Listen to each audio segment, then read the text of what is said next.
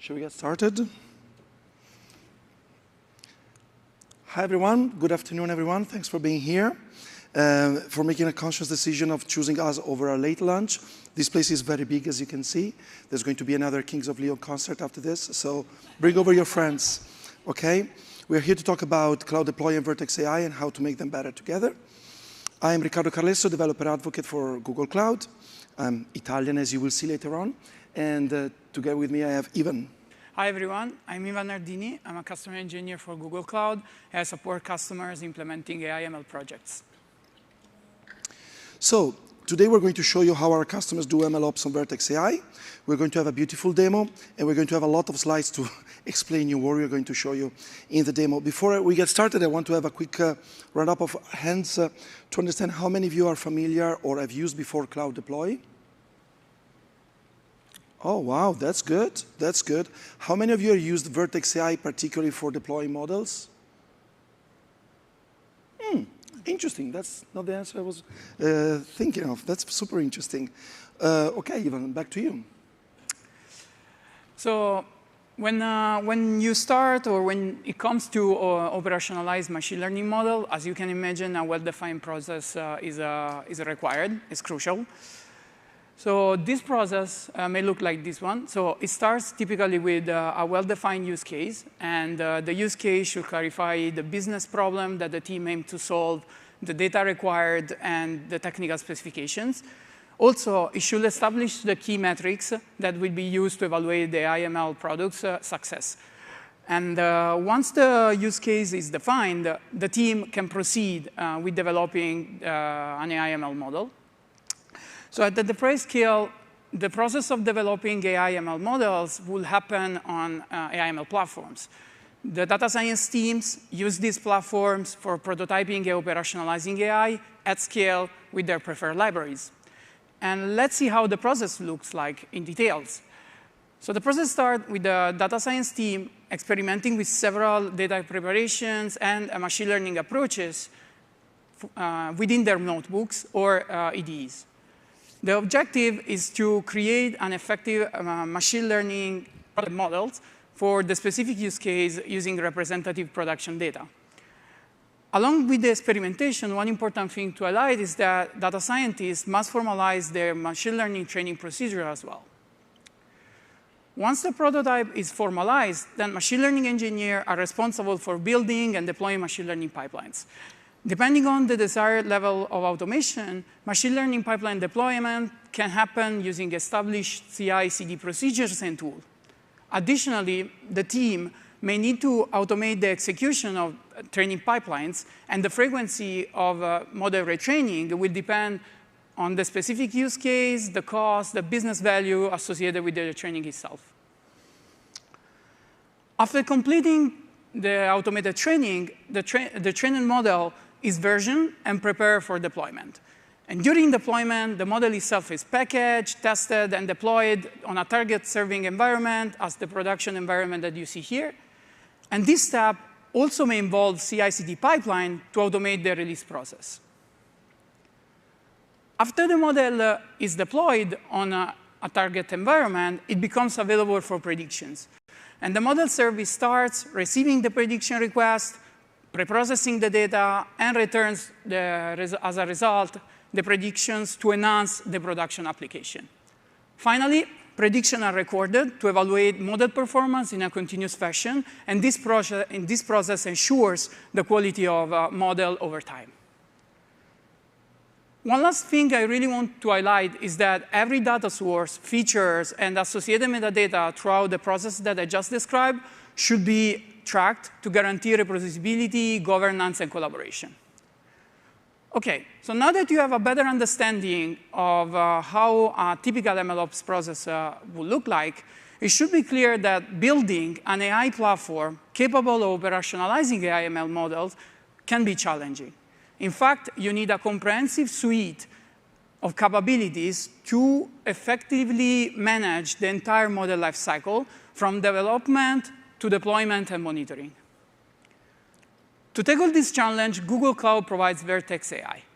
And Vertex AI offers a suite of managed services to accelerate the lifecycle of both generative AI and predictive AI models.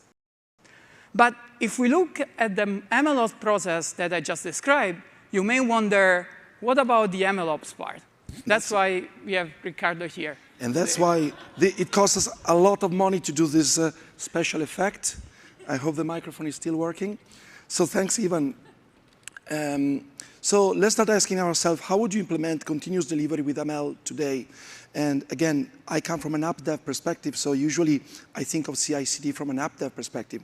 I asked my colleagues to tell me, how does it look like for ML? And I realized there was a lot of things I never delved into it. But what is continuous delivery again? So if you think about CI/CD, everybody is clear. Most people are clear with the fact that CI is continuous integration. But about the CD part, is it continuous delivery or continuous deployment?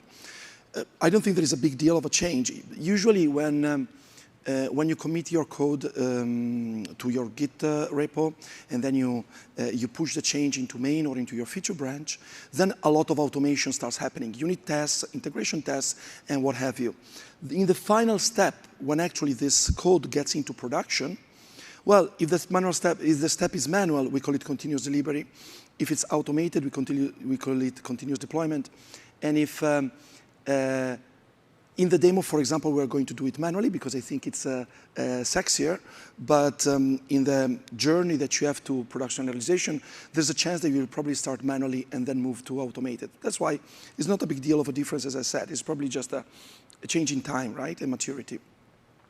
Ivan and I talk to a lot of customers in Europe, and this is a very simplified architecture diagram that we came up with to explain how our customers that we work with are doing it today. There is one important dimension that is different from what Ivan has showed you before. Ivan showed you a very complex scenario for doing ML today, but in that scenario, he was just taking a single, let's call it environment, which is production. In reality, customers tend to have like a very similar environments where you move from dev to production. To my experience, they can have 2 up to 4, maybe more, depending on the customer. What doesn't change is that the progression from dev to prod has a philosophy. Dev is for experimentation, speed, value, innovation, but also a lot of broken stuff. Production, you want things to be reliable, resilient, you don't want things to break. And of course, you accept things to go slowly there, right? Slow changes, fewer changes, maybe strong processes to ensure a certain swim lane, right? And in this process of moving from dev to, of progressing from dev to prod, usually you would have dev playing around, the developers playing around in the first, and a lot of automation in the second and third and the latter ones. And how we achieve it in Google Cloud is most of the time, let's say 100% of the times that I'm familiar with, is using Cloud Build. So are there any challenges, or is there something we can do better than by using Cloud Build? So let me tell you, I use Cloud Build for work, and for every single pet project I do a lot of Ruby on Rails application, and I use Cloud Build for them. 10 hours of free builds every day makes it the best worker in the cloud you can think about it. So I'm not thinking about substituting, I'm thinking of building on top of it. So what are the things that we want to double click upon? So environment progression. When I do Cloud Build on top of dev staging and prod, usually I end up with 3 YAMLs that are very, very similar. So there's a lot of repetition, and it's hard to kind of change without making mistakes. Releases, you want releases to be immutable. This is a philosophical thing that brings a lot of value. And I don't know how many of you are app developers who use Cloud Run, but it happens to me that I have an application, I commit, Cloud Build builds it, I have it on Cloud Run, there is an error, it doesn't run. So I go on the UI and I start tweaking the environment variables, the secrets, until it works. Does anybody does like me, or I'm the only one? Okay, so you get the version 27 that you push to production or to dev, but then that version you tweaked it manually. And sometimes you're too lazy to go back and change everything backwards to make sure that that is the version 27. It's just a version 27 alpha, if you will. So that release is not immutable. Why is this important? Because if you want to roll back, what is version 27 anyway, if you have the ability to change it? So we want those to be kind of embedded in something hard that is hard to change, right? Approval gates, we want to be able to progress forward and maybe backwards across multiple targets. And again, rollback. rollback requires immutable releases, okay? And that's, that's a necessary but not sufficient condition, of course. And I talk to a lot of customers about reliability and DevOps, and usually what comes out from the discussions at the end, I ask this cheeky question, and they go blushing, they go completely red and say, do you have a automated rollback procedure? Like, we're working on it. It will be ready next month. It's always ready somewhere in the close future. And so you see that their leader is looking at me like, I know that you know. Right? So rollback is hard. That's what I know. Our customers are having troubles doing this. How about we have a tool that does it for you? So wouldn't it be better to have a continuous delivery tool, a CD tool that works together with Vertex AI? Luckily for us, Cloud Deploy does it for us. And I don't want you to think that Cloud Deploy was invented yesterday. It has been there for 3 years, if I remember correctly. I've been definitely using it for 2.5 years. And it's awesome. It's really good. Cloud Deploy allows you to provide a continuous delivery service which supports container runtime. So like, think of a Docker file. On GKE, Cloud Run, Anthos, and more. From the emoji, you know that more is coming. But I'm Italian. I want the drama to be here. So I'm not telling you what exactly. Although from the title you might know. I need to spend a couple of minutes on terminology here for the people who never use Cloud Deploy. I'm going to have a demo later on, and in this demo I'm going to use words that might not make sense to you, so I'm going to spend a couple of minutes on this.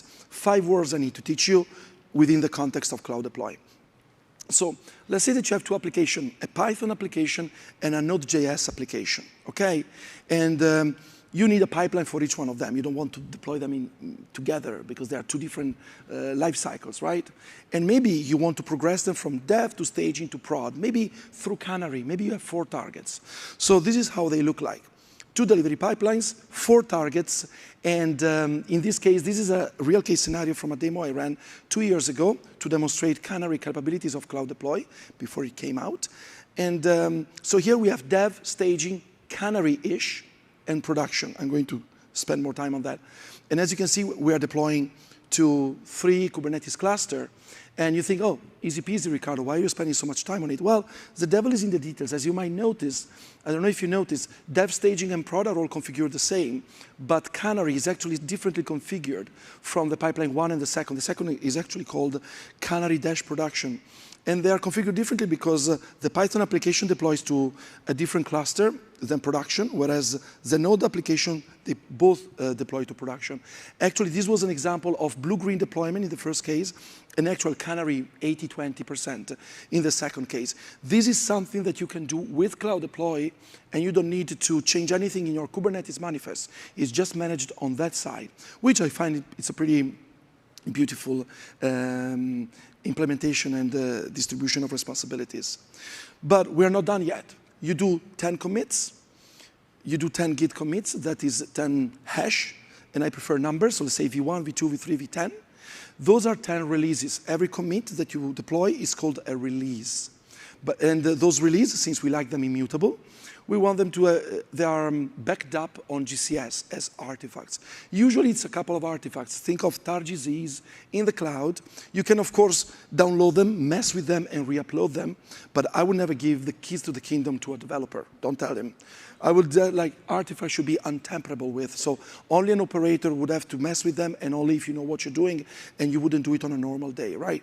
You could ask yourself, okay, now I have 10 versions and 3 targets. How do they relate to themselves? What if I run the same release on 3 different targets? Are they the same release? Yes, they are, but then there is something in between, like a many-to-many relationship. We will call this a rollout. So the rollout is the mapping between a release and a target. So V1 to dev, V1 to prod, V2 to dev, V2 to prod. There are 4 rollouts for only 2 releases. Okay, as I said before, Cloud Deploy supports natively GKE and Cloud Run.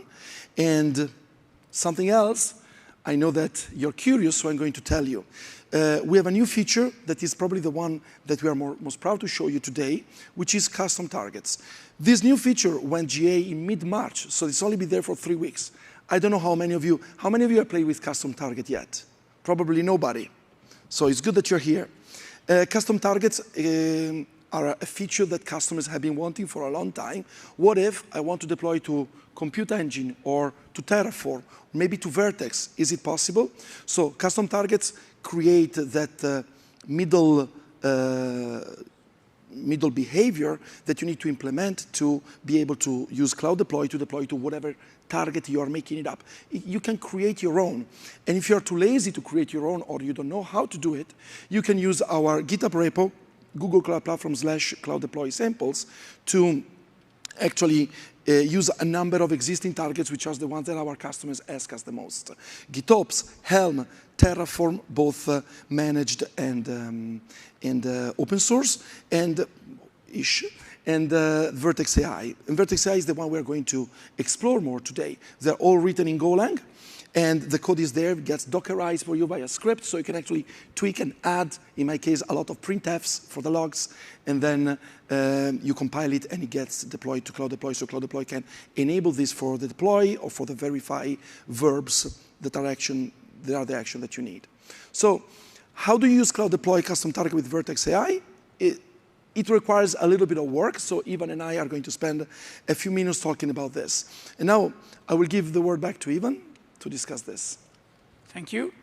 So in our demo scenario, let's suppose that you want to create a regression model to estimate the median value of a California house per district. In this demo, we will use the California housing dataset, which contain various features, including the house age, the number of rooms, and more. And we will train two models with two different versions, the champion one and the challenge one, to better represent what would be like a real-world ML scenario. To automate continuous delivery with machine learning models using Cloud Deploy, these are the 5 steps that you need to cover. So let's start with training and registering a machine learning model on Vertex AI. One way to train a machine learning model at scale on Vertex AI is with Vertex AI pipelines. Vertex AI pipelines offer a managed service that executes TensorFlow X, TensorFlow Extended, TFX in short, and Kubeflow pipelines workflow. And with Vertex AI pipeline, you can use pre-built components and template to foster the reusability of the pipeline itself. And the service is integrated with Vertex AI ML metadata for metadata tracking. In our demo, we are going to use a Vertex AI pipeline to train our model. After training your model with Vertex AI pipeline, you can register a version of the model in Vertex AI model registry. Vertex AI model registry allows you to version your trained model and track their ML metadata for reproducibility. And Vertex AI model registry is also integrated with a model evaluation service, enabling you to evaluate and validate your models before to go to production. Finally, Vertex AI model registry simplifies the deployment to production thanks to the integration with Vertex AI prediction. So here you have a very simple example of a Kubeflow machine learning pipeline that we are going to use in our demo to train the model. The pipeline has a pre-processing step to build features, and then it trains and registers a new version of the model with the train task and the model upload task, respectively. Now that let's assume that you run that pipeline, so you now have a train register model in Vertex AI. The next step is creating the endpoint in different target environments to deploy the model itself. So this is when Ricardo comes into play again. Thanks, Ivan. So Vertex AI Prediction is a managed prediction service to serve models at scale. And with Vertex AI Prediction, I can deploy our California regression model to an endpoint for online prediction. So Ivan explained to me an endpoint is like a VM in the cloud which listens on port 8080. You throw at her or at it a JSON file and with the prediction request, and it throws back at you a JSON response. As simple as that. We are creating 3 endpoints to deploy the model online, 1 per target. So 1 for dev, 1 for pre-prod, and 1 for prod. And yes, so the code in the Cloud Deploy samples have a beautiful README to tell you how to use them, and a quick start to to show you all the steps that you need to do. You know, like the boring IAM setup, GCS, bucket creation, all that stuff is so detailed in this second README, which is a quickstart.md. And all the code, the Docker file and Golang code is all in there. So it's pretty interesting. There's a lot of information to delve into it. So the first action that we need to do in the step 2 is to create the endpoints. And this is interesting. Ivan did it through a notebook. I did it with bash scripts because that's what I do. Most realistically, in your case, maybe as an enterprise customer, you're probably going to use Terraform or similar IAC like Pulumi. And you're going to do it in the way that you want. Like, it's just an API call anyway. It's important that we create 3 endpoints, one for every environment, which they will kind of host all the progression of models. So the V1, V2, V3, V4, there will be 1 per endpoint. And step 3, build and register a custom target image. This is kind of like a very internal code. Is the famous create artifact registry, set up GCS, IAM setup, apply the custom target register scaffold.yaml in GCS. It's a lot of details that if you're interested and if you need to change them for your own use cases, it's a bash script of 20 lines. If not, you just run it and trust it to work. You just need to give it your project ID, your region, and it will, as we say, hydrate the templates into your own user case with your project and region. So once you do all of this, you get this beautiful UI. We have a Vertex AI endpoint. Now, what does that mean? That Cloud Deploy is now able to speak Vertex AIese, apologies for this word. So that's a bingo, right? So step number 4, we create the Cloud Deploy configuration. For the people who have used Cloud Deploy before, this shouldn't come as a surprise, but I like to make things complicated. That's probably not, I'm not very good at my job.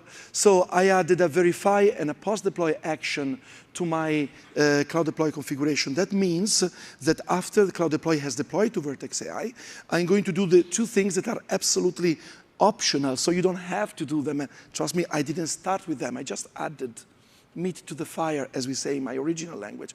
The verify step is the perfect place where you can add a post-deployment integration test. So like, did it work?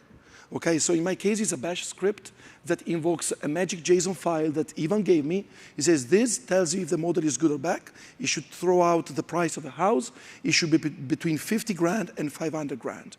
If it's in this threshold, it's good. Otherwise, I can throw the model away without asking anything more. This is a bash script that returns 0 or non-zero.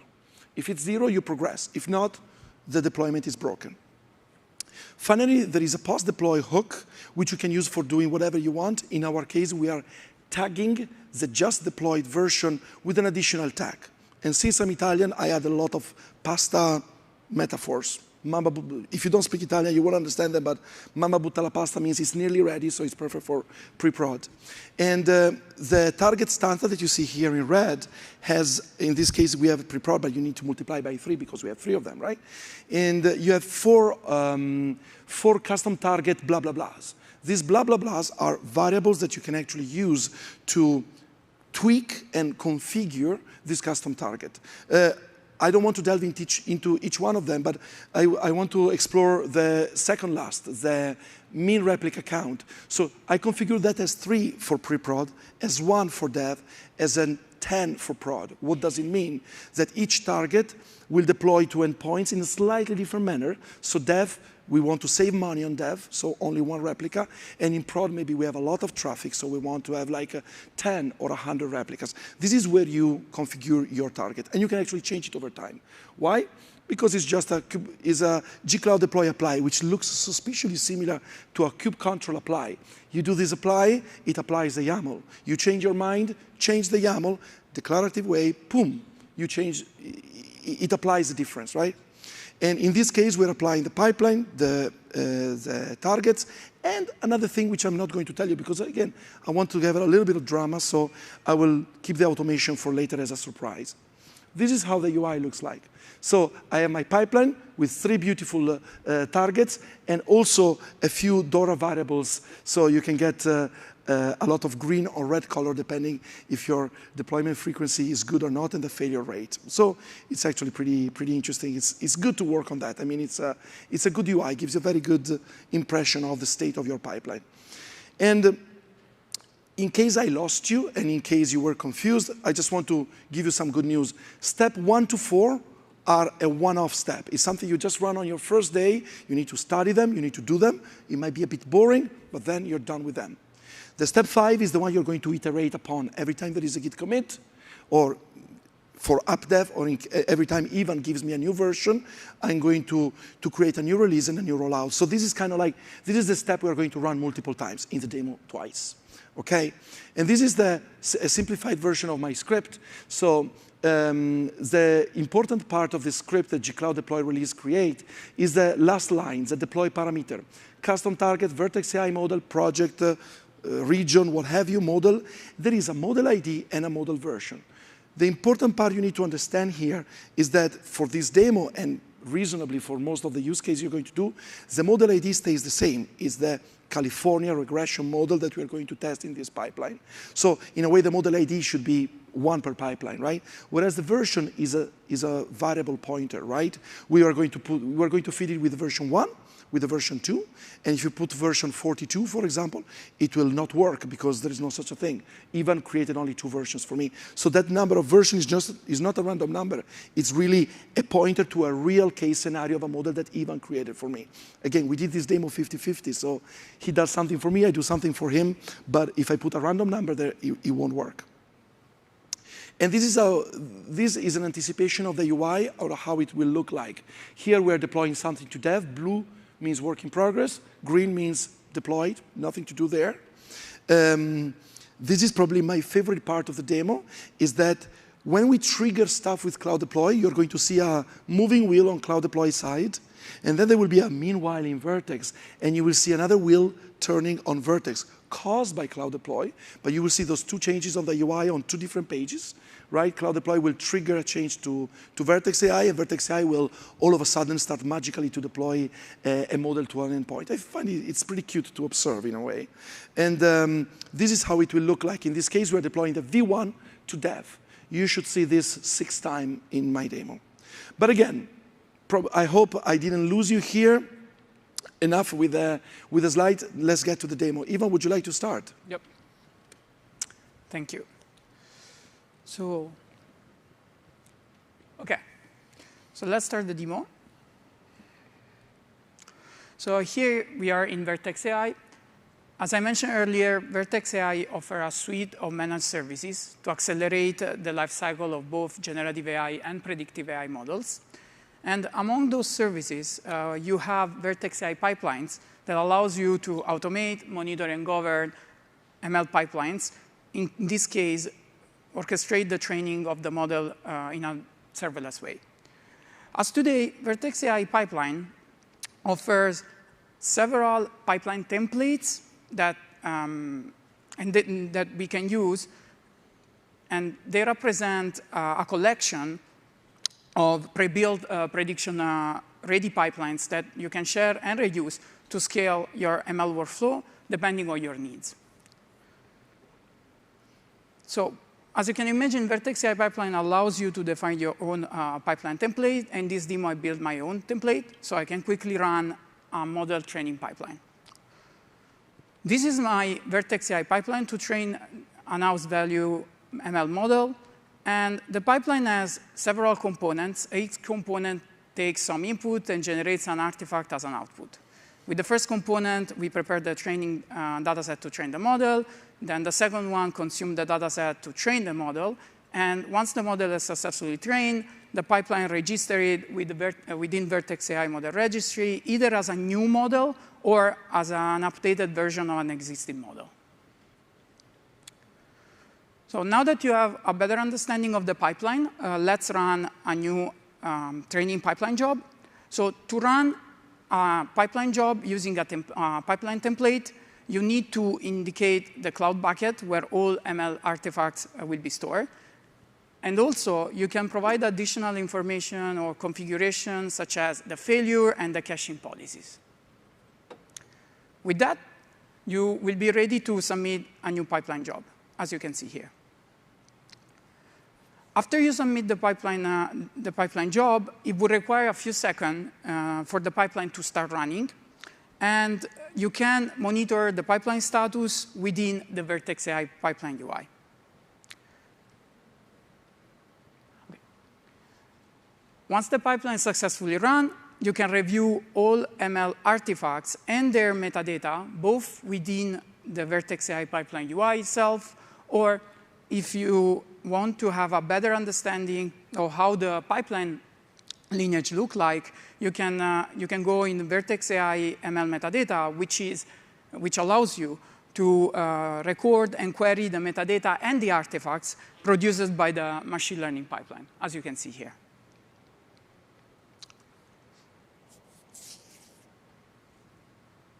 Okay, so as a result of the pipeline run, a new model has been registered in the Vertex AI model registry. So here you can see the step that shows you the components that register the model. So if we jump in the Vertex AI model registry UI, here you can see all the registered models with some information such as version, source, the type of model, and more. Looking at the model we just registered, you can also find some additional information about its versioning in the version detail view, including the serving image Ricardo is going to use now for deploying the model with Cloud Deploy. Ricardo, back to you. OK.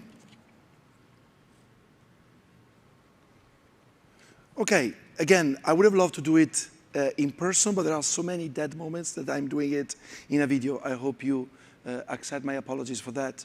So we are going to navigate from the project directly to Cloud Deploy, and we are going to explore my favorite delivery pipeline for the demo, which is as penultimate.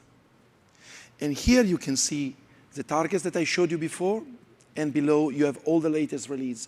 There is the 089 is the previous one, and these are the 3 targets pointing to the release. There's also an automation part, which is suspicious. But let's get started. Let's do the first release and roll out. We're pushing V1 to dev. It's the first of the 6 you're going to see today. And I also had my first version. And this is creating a release which points to the model V1. And as soon as this is done, you should see on the UI the release created. This, in a couple of seconds, will also trigger a rollout. So as you can see, this is the release, V1, my first version. So I'm not cheating. That's what I just done on the command line, trigger this. Now, in a couple of seconds, behind the scene, we're going to have a rollout. And here it is. It's doing the render part, and now it's doing the rollout part. We're going to see it in a second, which is deploy, verify, and post-deploy. I don't know if you remember, I configured the 3 target with deploy, verify, and post-deploy. The deploy is the real big thing, is the muscles, is when we are deploying to Vertex.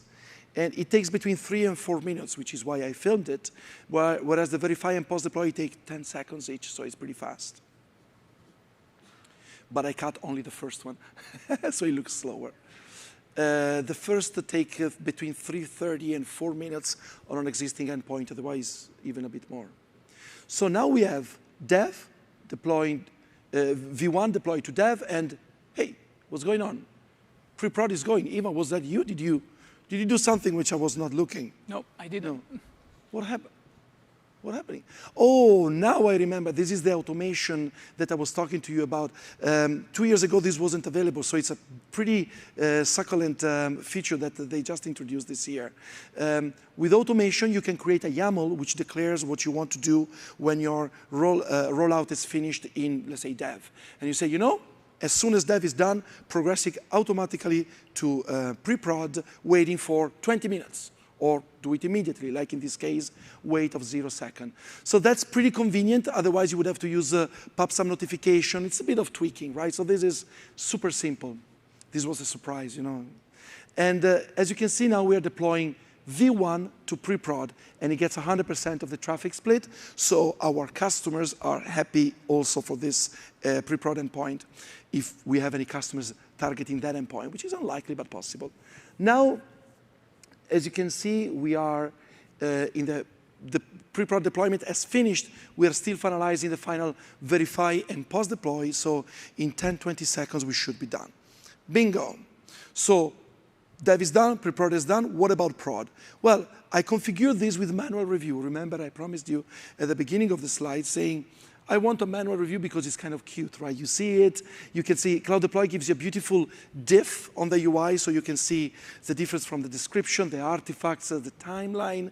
You can really see, so you know what you're doing. As an operator, I kind of like it. You know you're not shooting at your own foot. So now we are deploying V1 to prod, and this is the first eureka moment. Our model is finally in prod, and we are happy. How about we test the endpoint? So Ivan gave me a magic JSON. I just pasted it. It's ML stuff. It's not my stuff, right? And the response is 1.89 for V1. Ivan, is that a good or a bad number? 1.89. No, it's a reasonable number. Okay, so thumbs up. Stupid me, I should have waited to deploy to the production before. I should have waited for asking Ivan first, probably. But it's okay, I will not make the same mistake the second time. So 1.89 is good. That means that the price for houses that he predicts is 189K per household in California. Time for the second version of the model. Remember, Ivan created two models. The challenger model is the V2. We want to see if it does better or worse. We don't know yet. So I run the script with V2, testing Ivan's second and better, hopefully, model. So as soon as the script completes, we should see the rollout creation operation. And this is my favorite part of the demo because I'm still deploying V1 to prod, and I'm already deploying V2 to dev. The two things are happening at the same time. They're completely unrelated. There's no problem of critical races because you have different models into different endpoints, no biggie. But from the UI, you're seeing the progression of the two in a same holistic page. This part, as an operator, I love it. I really love it. So now we are deploying V2 to dev. So that's the fourth rollout of the day. And I think it's about time we test the V2 model because I'm really curious. Did Ivan do a good job or a bad job with the second model? So I inject this and I get 3.07. Is it better or worse than before, Ivan? No, it's better just because the version 2, I trained with more advanced features, so that's why the value changed. Oh, wow. So we're doing well. And this bash script is not only to show off my ability to put emojis in bash, but it's also showing you the price of California is, house is 307. I don't know if you saw it on time. So that shows you that I can do the same test I did on the UI on the command line. Why is this relevant? Because then I can attach it to the verify script, and I can only progress if it's between the 50K or 500K threshold that I said before. So that's actually a quite useful bash script, right? So wait a second, what's going on? I received an email. I was so confused. I was talking to you, and I just received an email. So this is another integrations API that I wanted to add to this demo. It allows me to say, send me an email whenever you get a pop-up notification of something waiting for approval. So it sends an email to Ivan and myself every time this demo is run. Again, I want to look very, very carefully before accepting to roll out the model. As you can see, this is the diff of the YAML between now and the next version. And the model ID is the same. The red is at 1. The green is at 2. I don't know if it's visible here, but I promise you it's that. So you can really see I'm deploying V2 instead of V1. And if you see the diff, you're kind of in a good place.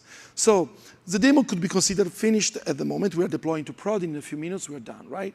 What if, and you can see also here, we have prod the V2 deployed to Vertex. So as soon as this is finished deploying, the sixth step of my demo is done, and we are happy days. Again, from the spinning wheel, you can see the status. Let's take a look at this rollback. I promised you with Cloud Deploy, it's easy to roll back. You just press a button on the target where you want to roll back. You click on the release that you want to do the rollback to. It could be the previous or the second previous one. And you just click rollback. And it's as simple as that. OK? So this is the end of the demo of the day for me and Ivan. Just a couple of slides more, and you can go to your next talk. Is this working? Yes. Click it again. OK. So what's next? I'm going a bit faster because we are running late. So when I was working with Ivan, I was telling him, hey, is the V2 ready yet? Is the V2 ready yet? I'm working on it. Is it ready yet? And there was a lot of asynchronous work. And I thought, how cool would it be to have a GCS notification via PubSub that is listening to a change in a file, maybe a manifest.yaml for the model. And so whenever something is pushed there, which is more recent than the last one, that triggers a new release. That's it going in the direction of continuous training. And for ML people in the room, that could be quite a good part, a good thing. If you're a security-obsessed customer or a bank, for example, you may want to put the 3 targets in 3 different project IDs to ensure that developers, they don't go to mingle with prod. And you may want to add continuous monitoring. This code is actually contained in the Cloud Deploy samples. You can add a verify script that checks that, I don't know, the latency doesn't increase above 500 milliseconds, and if it does, you just don't progress. Amazing. And finally, you're on Cloud Deploy, so you can lean on all the goodies, canary deployments, multi-region, plus all the features we've seen so far. And that is for free. Vertex AI supports canary deployment, so it works out of the box. I just didn't want to put it as an additional burden for the demo. So again, concluding, we believe custom targets simplify the life for people who want to leverage Cloud Deploy to manage this life cycle of non-traditional applications like Terraform, Helm, and Vertex AI, why not? Either way, there's never been a better way to deploy to Vertex since basically now. So with this, we hope we demonstrated how the 2 products, Cloud Deploy and Vertex AI, can really work in conjunction for better deployment. More control, fewer headaches, and that's it. Shall we stop at the feedback one? We would appreciate some feedback from you guys. If you think it was good or bad, or if there's something you would like to see more in the future, please compile the feedback, and that's it on our side. Prego. Thank you so much. Thanks, everyone.